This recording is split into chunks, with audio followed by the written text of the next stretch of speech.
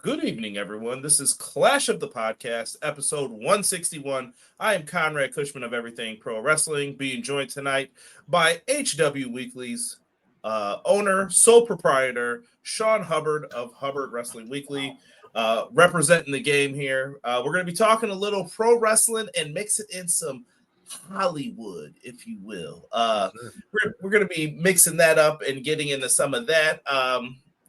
A smidge of like TNA and NXT talk, and then we'll get you guys out of here and ready for Raw. I saw they had announced like the Usos versus the Bronze again. I'm not sure what else is on the card. I'm sure you guys will let us know, but we'll try to get you out of here right around the time Raw starts. But I think that I've done my due diligence here, good sir. Is there anything I've missed? Conrad, always on top of your game. Hurry up offense, y'all. Conrad, drop that thing.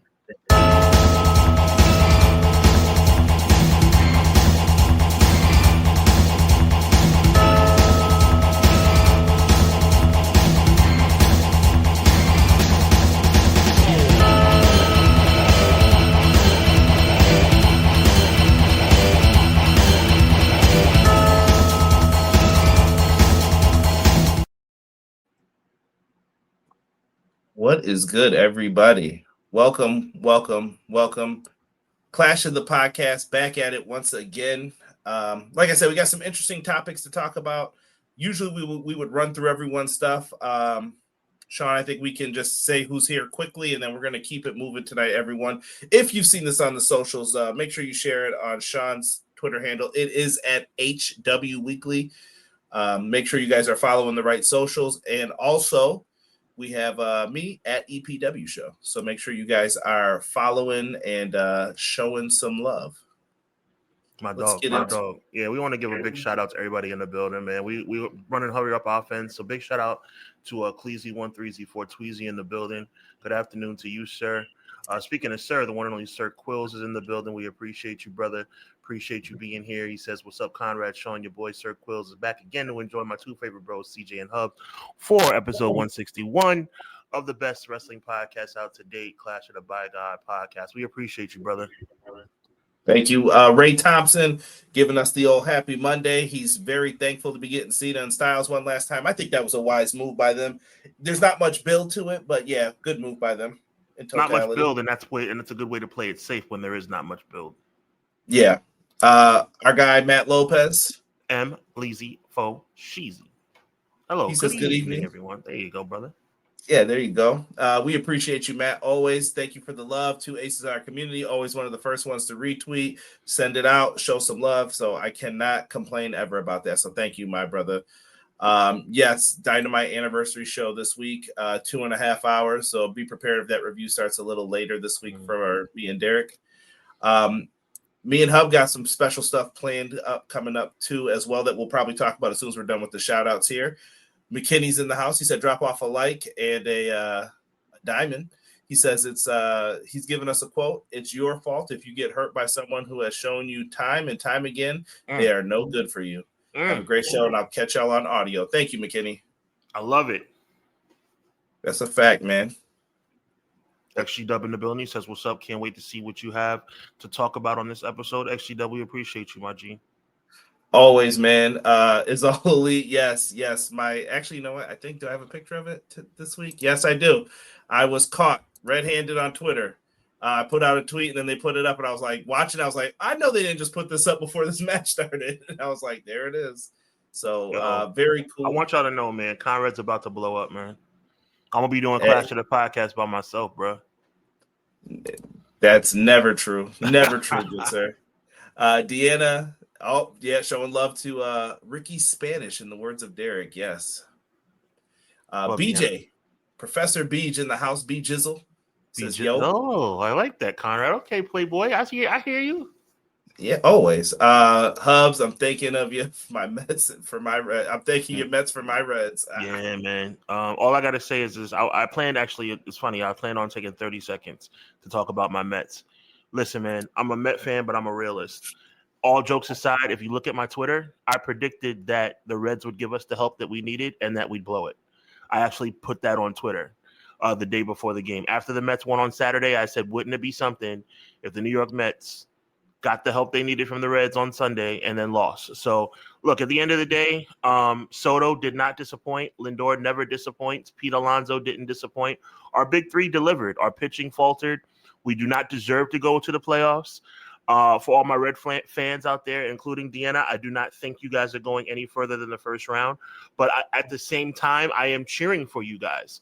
I would love to see you guys upset the Dodgers starting tomorrow night. But the Mets did not deserve to go. We have to go back to the drawing board and see what happens next year. It'll be the 40-year anniversary. That's 40-year anniversary of our last championship going into next year.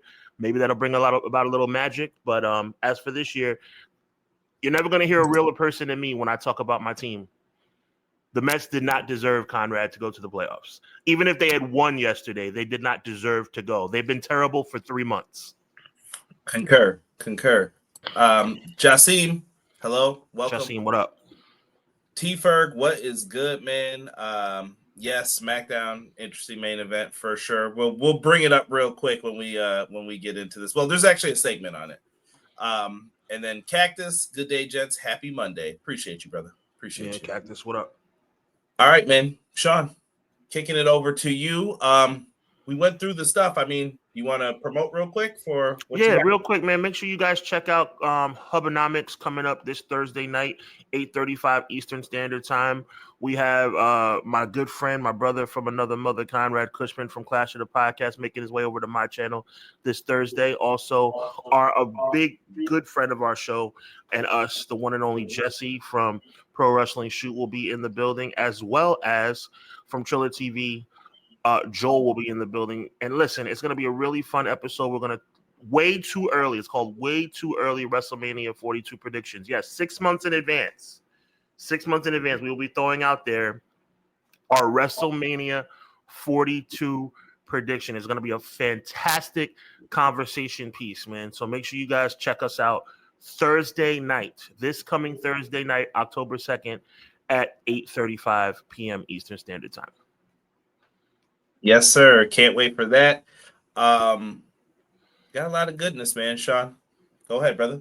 Yeah, man. So listen, me and Conrad were talking during the week as we always do. Check on the kids, check on the family, and obviously prepare for the show. And, we had a really cool concept that kind of popped up in our conversation, and I wanted to talk about it. And it's in reference to the dynamic of pro wrestling stars transferring over into the realm of Hollywood. I think most of us know, most educated fans know when this thing really became prominent. I'm not going to go Hogan, Rocky 3, even though that is a big deal. But it was a big deal at the time, but I'm going to focus more on, Conrad, on top of his game as usual. That was a massive deal at that time. But the game truly changed, guys, when The Rock got the role of Scorpion King in 2001. Everything changed. The Rock had come off of a massive year in the year 2000 where he became the WWE champion in Austin's absence. I ran the World Wrestling Federation in Austin's absence, Triple H voice. But The Rock became the man. But not long after that, The Rock would go off the scene because of the call from Hollywood. And many people have done it successfully. The Rock, there's been nobody more successful than The Rock, Conrad, in this crossover effort. Austin has had moderate success. I say that respectfully. In my opinion, Triple H has had no success. I do not think Triple H has done a good job in crossing over in the realm of Hollywood. A lot of straight-to-DVD movies, some subpar effort in Hollywood. I'm not saying that because I'm not a big fan of his. I'm saying it because it's true. Look it up. However, when you think about the world of professional wrestling, it almost has become, Conrad, I'm going to throw it back to you, a massive detriment when a big star decides to go to Hollywood.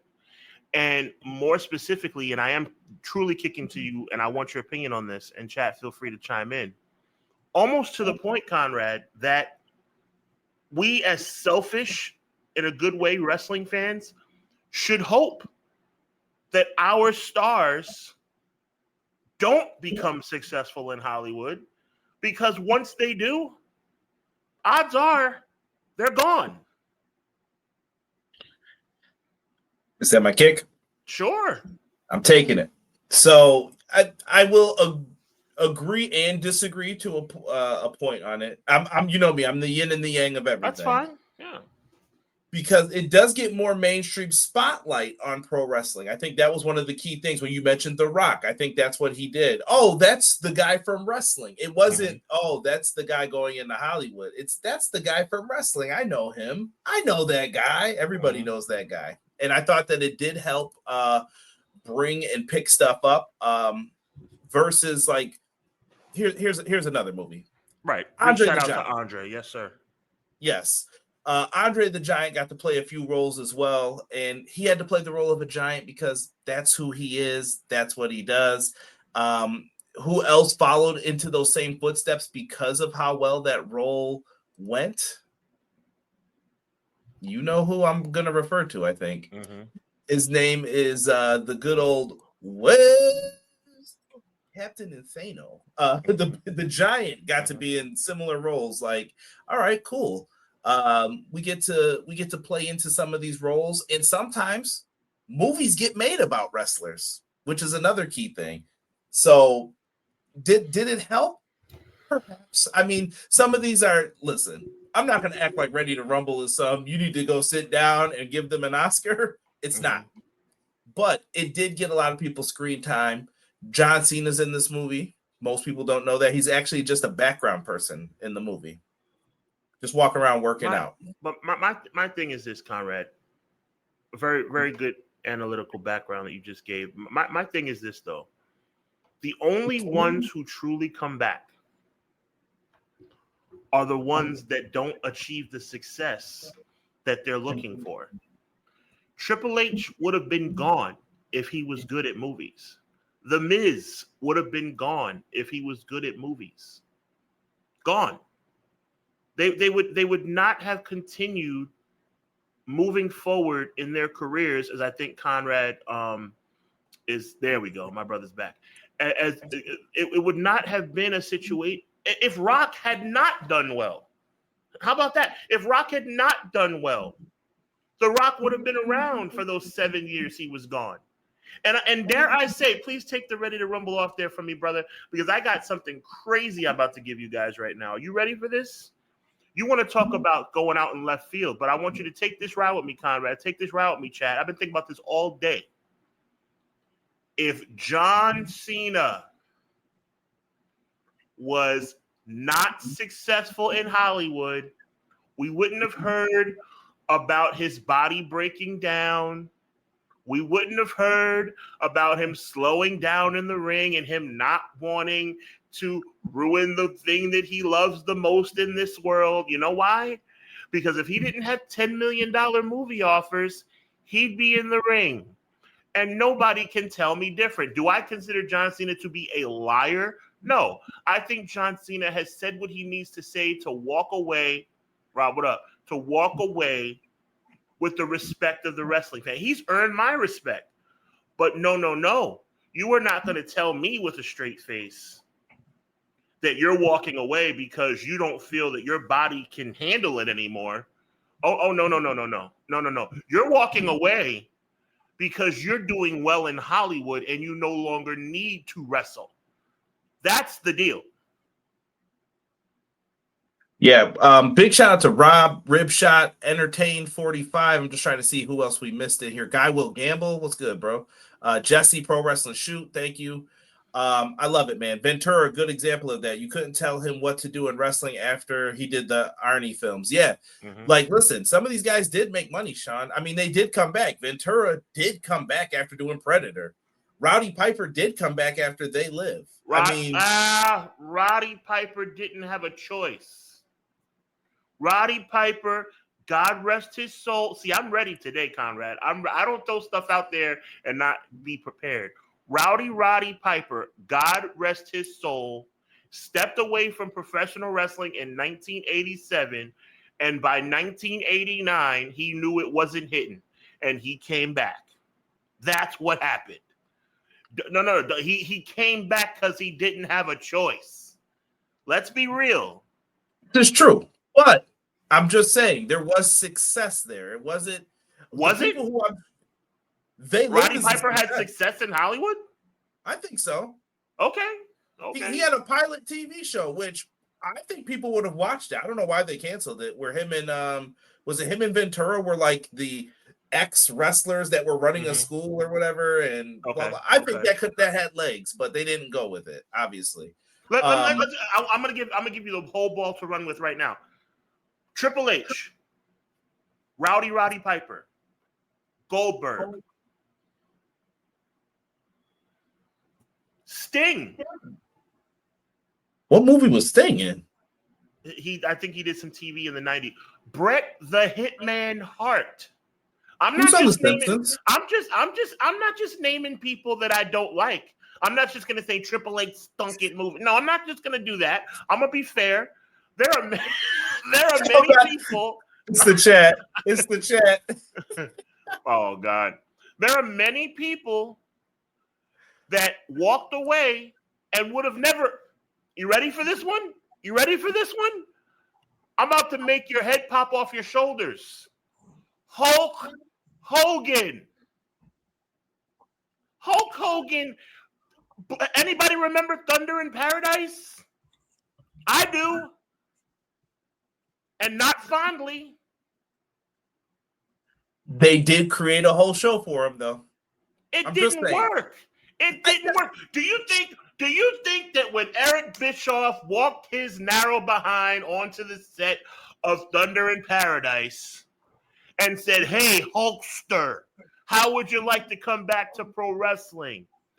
If Thunder in Paradise was up for an Academy Award, if Thunder in Paradise was up for an Image Award, if Thunder in Paradise was up for an MTV Award, Hogan wouldn't have went to WCW. Hogan needed a job. I mean, he walked into one with a lot of money and he called his shots. I'm just saying, Sean, can I say this? It's not a bad life to be The Rock and call your shots. Listen, would you rather take back bumps in the ring and hope that someone doesn't body slam you the wrong way, or be on a set like, can we do that one more time? You know Conrad, what? As always, you are 100% right, my brother. You are on top of your game, but you're answering the right answer to the wrong question, my brother. It's not about what you'd rather do. It's about if you were good enough in Hollywood to stay, you would never come back. We also have to look at how pro wrestling was perceived back then, too. Okay.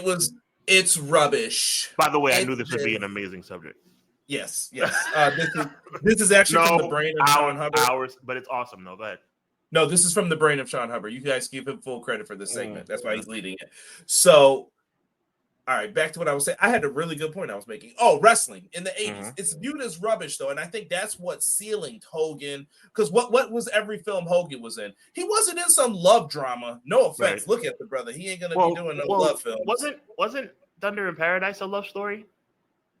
I know.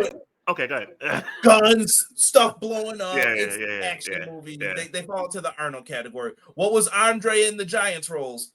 Sorry for Scott Hall. Thank you for this. You're a giant. All right, I get it, bro. I get it. Piper got to be kind of cool, and I feel like someone else who fell into that same role.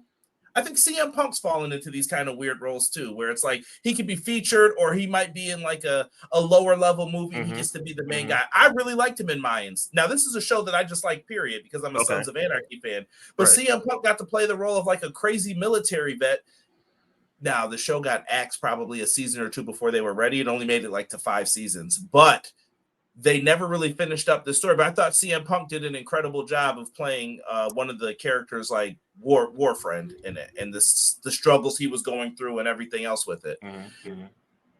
It led to some cool things happening for some people. And I think Piper was the first one that at least he got a couple chances. Jesse Ventura, a couple chances. Jesse Ventura's in Batman Forever. I was just watching it recently. He's one of the security guards in there before Mr. Freeze breaks out. I'm just saying that when Roddy Piper had what many people thought, Batista's not even a good. That's another. Thank you, Conrad. Does anybody think Batista's a good actor? Oh no, I will disagree with you. I think Batista's the best out of all of them. You think Batista's a good actor?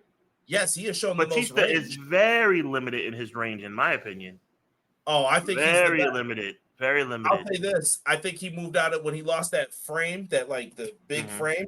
He has played the crazy religious guy in I can't even think of the movie names right now because they're not at the tip of my head. Somebody, hold on, I'm pulling up the chat because I know they'll help me out.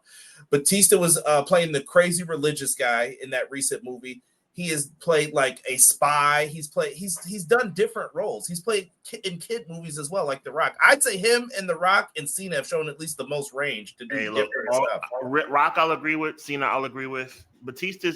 I'll tell you what, Batista's better than Triple H. Oh yeah, Triple H. I mean, I didn't hate him in Chaperone. No, I'm talking about Wesley Snipes. Oh. I thought we were talking big time movies here. Hold on. Well, you know, straight to DVD. You know how that goes. Blade. He was in Blade too. Okay. Actually, excuse me. Blade 3 was the film, I believe, but he was in Blade, and he had a small role. He was like one of the bad guy vampires. He got beat up a little bit. Could he have been Thor? Maybe, but I don't know. I want to address Ribshot. Batista and Piper are the best actors.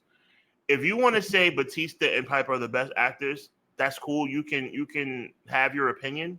Respect your opinion. But only Batista you can argue with me, because Batista, if I'm just not a fan of Batista and as an actor, but there is critical evidence, right, Conrad, to back up an argument that Batista is a good actor. So I can be proven wrong. You could say, okay, you know what, Sean, I have this, that, and the third that shows that Batista's good. You don't have nothing that says Piper was a good actor. Piper was not a good actor. Piper was not successful in Hollywood. You can't tell me Piper was a good, I'm here to chew bubblegum and kick you know what. And I'm all out of bubblegum. Classic line. That's the classic line from a movie, bro.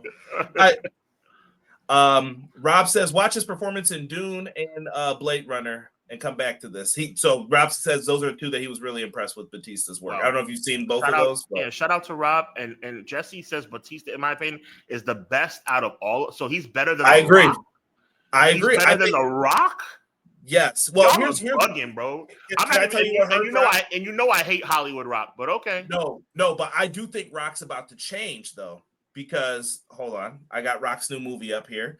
I've heard great things about this movie, and remember, there were a lot of people clowning this movie, like, look at the facial work on this, blah blah blah. I'm like, he looks like Mark Kerr. I'm not mad at this. This looks like really good, and Rock looks like that now. And I've heard he's going to be in a Martin Scorsese film now about. Martin Scorsese does all like Goodfellas, all of the movies about the mafia that doesn't exist, because we don't talk about the mafia. But apparently he's going to be in one that's dealing with like a Polynesian / Samoan mafia. I don't know the background on it yet, but apparently he wants The Rock to be one of the top people in it. That's what I think Rock needs to do, is go venture out more, because for a few years there, he was your action guy. What was it? Jumanji, Call the Rock. Like he was Arnold. Like if you needed an action guy, and I think that's what people are saying hurts him, versus Batista. How I've said he's done a variety of roles, whether he's good, bad. He'll show emotion in a film. He'll cry. He can do this. Batista's really into this, and he tries to do roles that will just expound upon it. I'm seeing so many comments here. I'm sorry. Yeah, Jesse says that I'm out of line for trashing. I'm not trashing. See, people need to stop. If I say Roddy Piper was not a good actor, that doesn't mean I'm trashing Roddy Piper. I love Roddy Piper. He was not a good actor. He was not a successful actor. In what? Okay, Conrad. Well, he said in They Live. He said in They Live. You talking about in that particular movie? Okay. Yeah. Okay, let me ask you this though. In what metric do you decide whether somebody's a good actor? Because I think if you can continue doing it. Okay, so longevity, critical acclaim, and sales. Who's the best out of all three when it comes to that? Probably The Rock. Not probably The Rock. The Rock. Well, let me not call him The Rock. Dwayne Johnson. I'm trying to think of someone who gets a lot of roles though, Sean, too. it's not fair to be someone who gets a lot of roles and you don't expound upon those roles. I get people get typecast. Once again, like I said, Rock was typecast as he's the action guy, call him. Batista is rangy, though, is what I'm saying. If you're a film fan, I could see people who love film saying, like, nah, he's got to. Thank you, Rob. See, Rob will fight me on something, and then Rob will come right back and give me something to support. He's not wrong. He's not wrong. That's my whole point. Time out. He's 100% right. They Live still pops up every Halloween, though, and they replay it because it's a cult. What you're better than that. You know what you're doing? This is what you're doing, Conrad. And you know what I'm about to say to you right now? I'm about to give you a bad example for my point, but it's what you're doing. You know what you're saying? You're saying that All I Want for Christmas is a great song because it pops up every year. Mariah Carey version pops up every year. That doesn't make it a good song. In this case, it does make it a good song. So I understand it's a bad example. But what I'm trying to say is just because it comes back every year doesn't make it good. Right. And then, you know what? I'll make another good point here. Hold on. Who am I thinking of in my head? That let's talk Jennifer Lopez. Just because I like to use this person. Speaking of Lopez, Emily says, so does Hocus Pocus. I love my chat. I love our chat. Our chat always comes with the fire, bro. No, I think Matt's about to agree with what I'm saying, though. No, he's not. He says, so does Hocus Pocus. He's talking about what I said. But it's more popular after, Sean. That's okay, make your point, brother. Make your point. Make your point, bro. It's more successful now, though, because more people go out and see that movie because it is viewed as, man, this was really better than it was at the time. And there are movies that get that later on. And I went to Jennifer Lopez because Jennifer Lopez, is she really the best singer? But she sells a lot of albums, right? Jennifer Lopez being the best singer is laughable. 100%, but she sells. If we go into that selling albums thing, you're going to be like, I can't believe she's over some of the people that we're talking about right now. Well, look, universally, we can get into this too, because I feel like we should get into this because I'm having a great time with this right now. Who's the greatest female singer to ever live? It depends on what you think. Some people will probably say Whitney Houston. If you name somebody that's not way outside the box, I will let you live. Just name one person. Whitney Houston, let's just say. Okay, Whitney Houston is who I was going to say. Now, if you said Aretha Franklin, I wouldn't punch you in the face. If you said, not my cup of tea, but if you said Barbra Streisand, I wouldn't punch you in the face. If you said Celine Dion, I wouldn't punch you in the face. But you know who I'd punch you in the face if I said? Cactus, that's strike one, buddy. you know who I'd punch in? You know what? I'd punch you in the face if you said Jennifer Lopez. I would punch you in the face if you said Beyonce. That's a little violent, but I know it is, because Beyonce's not the greatest singer of all time. Beyonce is a fantastic entertainer. There's a difference. So to me, when you bring up the Jennifer Lopez thing, Jennifer Lopez is not selling records because she can sing. She's selling records because she can sing moderately and because she's a fantastic entertainer. That's the issue. So when you come back full circle to this particular subject matter, at the end of the day, these movies that recur during holiday season, is Home Alone one of the greatest movies of all time? It's awesome, but it's not one of the greatest movies of all time. We're talking about range again, though. You know what I mean? Right. But I love Home Alone. I love Home Alone. But Home Alone is not one. Home Alone's better than Titanic? Stop. I know what I'd prefer to watch. Home Alone is better than Malcolm X. Home Alone is better than Training Day. Stop it. I was going to do a Training Day line, but it'd be inappropriate. Yeah, exactly. But yeah. Home Alone, Cactus, right? Cactus. Home Alone is one of the greatest Christmas movies of all time. 100%. Don't get people started on that. We're gonna have people talking. I love Home Alone. Yeah, let's move on because you know what I'm trying to say. No, and I said people are gonna be talking crazy. Is this a Christmas movie? Yeah. But yeah. And John Cena, like I said, he's making his moves in Hollywood. Rock, Batista. I wish everyone the best of luck, man. And I hope, like you said, they do get to bring it back to wrestling, and people in wrestling get to venture into it, try it. It looks like that's what Roman Reigns' next step might be. We'll see. Yeah. And if Roman Reigns is successful, he'll be gone. And if Roman Reigns is not successful, he'll be back. Word. Delay grad. See, here it comes. Die Hard, greatest Christmas movie. Some people are about to argue that. Yo, Rob is hilarious. Yo. Wild times. let's move on into the wrestling talk here. Yes. For what happened during the week, Sean. We brought up SmackDown. I'm not going to show any of the gruesome pictures because I think that might demonetize us for the day. So we won't do that. We need our 7 cents. So this main event, Sean, I know you wanted to speak on it. So I did. You know why? Because not you, but some people really have given me a hard time, specifically.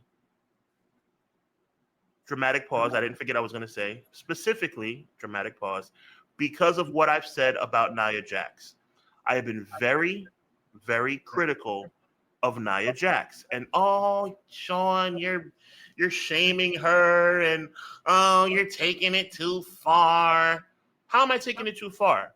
If you listen to Hubbanomics, Volume 1, we're up to 40 now. Volume 1. I destroyed Nia Jax, and rightfully so. Destroyed as in talked about her terrible wrestling ability.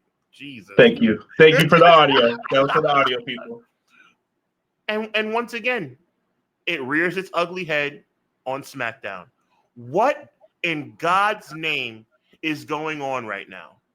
She fired Jade Cargill into those steps so hard that there's a cut on Jade Cargill's face that probably needs 30 stitches. 30. And you're going to sit up, you and whoever you might be, you're going to sit up here and tell me that this woman is not reckless in the ring. That's been my only criticism about her. I've said she's a beautiful young lady. I said that she's quite articulate on the microphone. I've never said a bad word about anything about Nia Jax, with the exception of the fact that she literally punched Becky Lynch in the face, injured Charlotte Flair, injured Alexa Bliss, and now she almost ripped the head off of Jade Cargill's shoulders, and she was not protecting her opponent when she did the Banzai drop. Now, I ask you, Conrad, as clearly the more sensible of the two of us, what am I saying that's incorrect? I'm going to preface this first. If any wrestler listens to this, I don't have wrestling knowledge. If you want to correct me, please put it down below. I believe in this situation that when Nia has done this, and similar to the Kairi Sane, she was the other one who got thrown into the steps, right? Okay, thank you. I don't remember all of them. Yeah, but listen, if Sean's able to rattle off this many, there's a problem. I mean, I'm not going to say that either. But I'm the bad guy. I'm the bad guy. Not every time, but I do want to say this, though, in her defense. I don't believe when you're getting thrown into something, it's all on you either. Like, same thing with the Kyrie situation. How much force? She's probably barely touching you. Like, I'm sorry, guys. We're getting into a little bit of behind the curtain of wrestling. Yeah, let's do it. How hard am I throwing you into the rope, Sean? How hard could I be throwing you into the rope? Run. Right. That's on you. Like, if you don't hit the ropes hard, that's him, how he hit the ropes, not me. It goes back to the Enzo and Simon Gotch thing. That was on Enzo, in my opinion, more so. Okay. How hard? Now, positioning, maybe Nia needed more space to do the throw into the stairs, and maybe the force wasn't, maybe it was too much to, like, run into it and quickly hit it. I get it. I understand that. But as a whole, this match was a disaster. And I don't want to put botches on people. Botches happen. I don't want anyone. I know where you're going with this. Yep. Yeah, and I'm always gonna say this. Like, I don't even really care about the botches, but when it looks bad, it's just like, man, that sucks. Like, because they were having a pretty good match, and then it got ruined. Like, the steps thing happened. We got Jade's eyebrow is split. We all can't stop looking at that. And then we're getting to the finish of the match. Jade's bleeding all over the place, and we get this awkward, like, sidewalk slam from Jade. And they're like, they call it her finisher. And I'm like, that's not her finish. That was just a sidewalk finish at all. Yeah. But it's Michael Cole. So she goes for the pin. Tiffany drop kicks her off. Then she's supposed to go for the pin. And then the ref holds up the count. And I feel bad for the ref because I'm like, what? She didn't kick out. Asia something. I forget. Asia. If I'm wrong. Somebody get me our smart chat. Somebody get me the referee's name. I feel bad for her. She made a mistake. She made a mistake, and I hope she doesn't have that Don Callis scar either, because that absolutely sucked in that situation, T. Ferg. But we get a kick out. Nia's super late on the kick out. The referee says, like, go do the prettiest moonsault ever. Boom, boom, bam.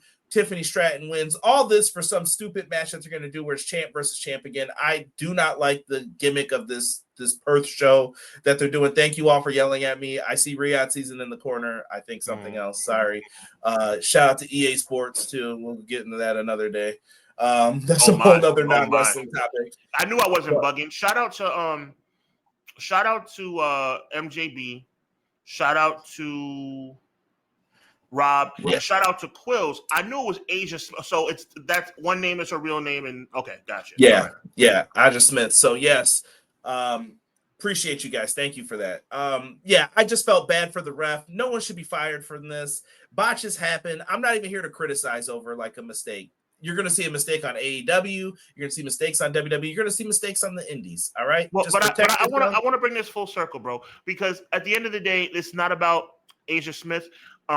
We agree, stand in full agreement about her not getting fired, not getting punished, not getting anything. She made a mistake. But I'm gonna tell you something, guy. I'm really passionate about this one, bro, because I got a lot of heat, not massive heat, but I got a lot of heat about my discussion about Nia Jax. I'm waiting for the lot, and I'm not making it about me, but I'm kind of making it about me. Is Nia Jax not reckless in the ring? I mean, why are we as podcasters wrong? And not you per se, Conrad, because you don't take the stance that I take, and that's fine. But why am I, and as my microphone completely falls off its thing, I'm actually holding it in the air, but as long as it works, I don't care. Why am I wrong as a podcaster for telling the truth? Is Nia Jax not reckless in the ring? Does Nia Jax, just give me yeses or nos in the chat. 1, does Nia Jax have to have a laundry list of people that she's injured? 2, has Nia Jax shown herself to be a little bit negligent when she does the bonsai drop until recently when she fixed it? Next, has Nia Jax ever put her opponent in a position to not walk out healthy? If the answers to those questions are yes, tell me where I'm wrong. I just don't think it's purposeful either. Like, I don't think she's doing it on purpose. Now, like you said, the word negligent, if you know what it really means, it's you're not doing it on purpose, but it's happening. And Delay Gratz is giving you all yeses while you were still asking the questions. I appreciate you guys. I don't see anyone disagreeing with you. Like I said, there's a laundry list of them, and it's hard to defend it each time. But at the same token, I can't really defend it either. Like you hear me comment about Nia Jax's weight? No, I think Nia Jax is a beautiful woman. Do I talk about Nia Jax not being an educated, articulate woman? You never heard me say. I have the utmost respect for Nia Jax, but she needs to polish herself in the ring. She needs to polish herself. Jesse, I don't hate Nia Jax either. I hope that's not coming across as hate for Nia. No, I don't know what happens in the ring with this. Like, I don't know what goes on, and then all of a sudden maybe it gets too real. I don't know what happens, but we got to minimize the situation between her and Charlotte, and that's 50-50, her and Charlotte. That was completely unprofessional. Unprofessional. I'm just answering Jesse's question. It was in the ring. It was the ring step where she whipped her into the steps is where it happened. And like I said, I don't know if it was when the ring steps popped up. I don't know what happened there. I couldn't tell you. Delayed Grad says wrestling is a partnership, and Nia has too many of these situations with too many different partners. Yeah. But I see. Thank you. I appreciate y'all because I know you call me out if I'm wrong, and I know you call me out if I'm right. Conrad has never stood against me on this subject, but Conrad has always said a little bit behind the scenes. He's like, yo, you got to chill about Nia, bro. And not because he doesn't agree, but he's trying to make sure we don't get canceled. I'm not talking about Nia as a human. Nia needs to work on her in-ring technique.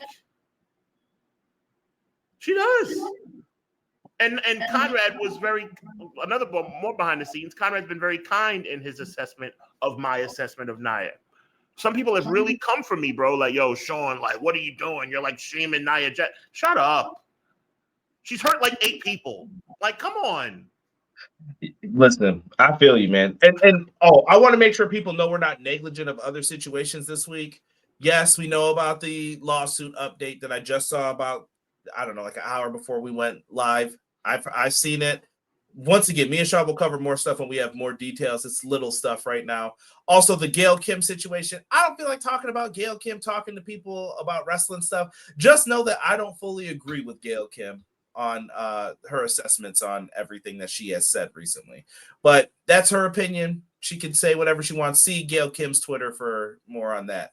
I'll leave that where it is. I don't know if you want to say anything else about it, but I'm done with it. I don't feel like a little bit mum's the word on that one. Yeah. NXT had a pay-per-view. We're not going to talk about the entire show because, we're not. Hurry up, offense. So, I do want to get into the world title match here. We did have Ricky Saints versus Obafemi for the NXT Championship. Blood Owl, there it is. Ricky Saints, your new NXT champion. I did see some ridiculous comments, I'm not going to lie, from people like, he's finally getting the respect that he deserves. Blah, blah, blah. I'm like, hold on, player. He was a tag champ. He won the Owen Hart Cup. He got to be FT. Don't act like they treated this dude like a jabron either. He main evented Dynamites. Like, calm down, all right? He's in NXT. Cool. I don't know how long this is going to last. With the way SmackDown is, here, I'll say these two things. I'm going to kick it to you, Sean, for your thoughts. You can't screw up Obafemi. This is like you cannot. Like Braun Breaker and all them, you cannot screw up Obafemi. And Ricky Saints, the way SmackDown's looking, he really needs to be on SmackDown as well. I'm just leaving it at that. Obafemi, I'm going to be brief because I had a lot to say about the previous subjects. Obafemi's a fantastic talent. He's being called up, rightfully so. They'll probably botch him like they always do. It's only developmental when they want it to be, Jesse. Remember that. Yep. Obafemi's about to challenge John Cena. No. I think Obafemi's going to beat Sami Zayn for the U.S. title. I think he's going to destroy him. I would love that. Sami doesn't deserve the title anyway. What respect? Listen. I just said that. I'll have my moment another day. I just said that to piss you off. I'm just kidding. I know. We're like but Solo does deserve better. He does, but also don't get me started on that faction either. I can't every week with them. Cedric Alexander signed by TNA, confirmed by Sean Ross Sapp. I've seen some vague tweets about this, Sean. Heard some funny money stuff going on here. Like, pay attention to who TNA is signing in their past relationships and stuff like that. Is this a call from like WWE? Like, make sure you take care of this guy and blah, blah, blah, and pay him. I don't know what's going on here, but good for them. I mean, I guess it's a good signing. They need people in some way, shape, or form. Any quick thoughts on Cedric signing? He deserves an opportunity to be great. I think TNA with the Hurt Business would have been. AEW with the Hurt Syndicate would have been a better fit, but we'll see. He does make magic in the ring with Ali, so we'll see. Yeah. We're back. The Invasion is back, Sean. Set for October 7th, head-to-head with AEW Title Tuesday. AEW's coming to their night, so I cannot sit up here and pretend like, hey, why is this? I mean, they got bumped from Wednesday for whatever reason. I'm sure it's playoff baseball is what I'm assuming. So they're going to be on Tuesday. Cool. They booked an Invasion show, so here we go. It's going down. I don't know how you feel. We're getting some Survivor Series styles matches. You know where those would be great? Survivor Series, but we don't do that. That's a good idea. You know what that means. Here he goes. This is our last topic, though, Sean. What do you think, man? They announced it. Oh, yeah, man. We're going to be at a CW. I have a bold prediction out of this. I can make it now or I can wait. No, this is all about you right now. I'm just going to say something real quick. The Invasion was just okay the last time, 20 years ago, and it's going to be worse this time. For Conrad's bold prediction, I believe that this Invasion, TNA is going to find a way to win, and TNA is going to be on the CW. TNA's got to deal with them, and I think that's where this is going to happen because they wouldn't be doing this if there was no grandiose thing at the end here. And once they get that, I do believe NXT is going to win in the end. That's Conrad's statement. I'll leave it at that. Yeah, it's a ridiculous notion, and you're making that notion because WWE does ridiculous things. So in that regard, I agree with you completely. Yes. He's starting to come to my end of the spectrum, man. He's starting to understand that at the end of the day, WWE does stupid crap. Like turning Jey Uso heel when he's like the hottest freaking babyface in the whole freaking company outside of that idiot Cody Rhodes. If you're a battle rap fan, this is crazy talk, Rob. Why are you talking like this? He want NXT to 3-0 these fools. You know the Hardys are getting them tag titles. I just want you to know. Hardys 100%. Are definitely getting the tag titles. Yeah. TNA at this point stands for the non-existent afterthought. Wow. I don't see the lies. I do not see the lies. They got Bound for Glory coming up after that, so this should hype up their show going into that. I can see the Hardys walking around with the tag titles. Other than that, man, Sean, we can get them out of here early tonight, man. Man, I think that tonight was a fantastic show, man. You know, obviously a great job you putting this thing together, Conrad. I want to give a big shout out to the chat, man. Y'all are phenomenal. Next week we're back to our regularly scheduled time duration. We are at 6:05, but we're back to our normal time duration. So we won't no more hurry up offense. We'll be able to take a little bit more time. As you guys can tell, we've been talking a little faster, moving a little bit quicker. But we really want to make sure that you guys get your money's worth. And next week we'll be back to our regular format. So we look forward to getting with you guys again. Make sure you check out Conrad and Derek this Wednesday as they review AEW. Conrad said it might be a little bit later this week, considering the 10:30 is when the show's supposed to go off. So after, we'll hurry up and try to move as quickly as we can. That's what's up. So make sure you guys check that out. Make sure you check out myself, Conrad, Jesse, and Joel this coming Thursday night as we do our way too early WrestleMania predictions. We're all going to put a card together, guys. So I know you're going to have a lot to debate and let us know if you agree or disagree about. Disclaimer, or I should say spoiler, Braun Breaker will not be in the main event for a world title on my card. No, I'm kidding.